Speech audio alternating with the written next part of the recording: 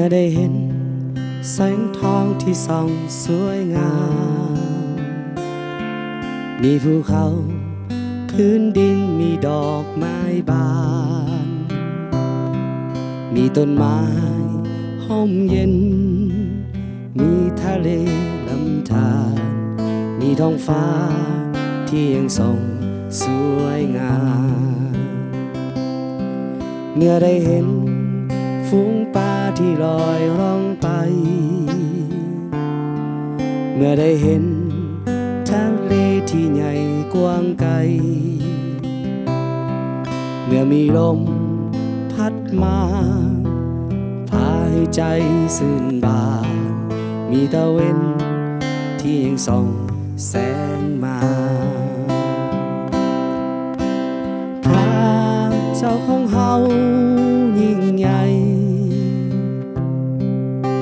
เกินอธิบายเข้าใจสร้างบันดาลทุกสิ่งเป็นความฮักและความเป็นจริงพระองค์ทรงยิ่งใหญ่เหนือภัย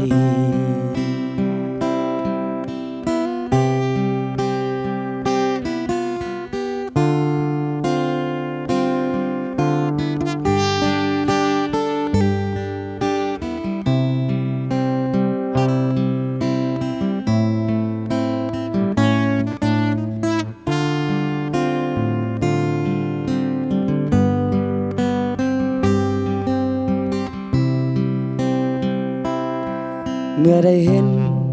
แสงทองที่ส่องสวยงาม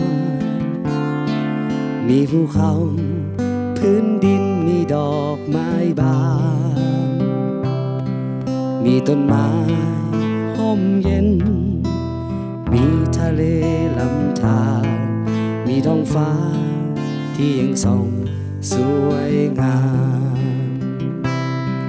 เมื่อได้เห็นฝูงปลาที่ลอยล่องไป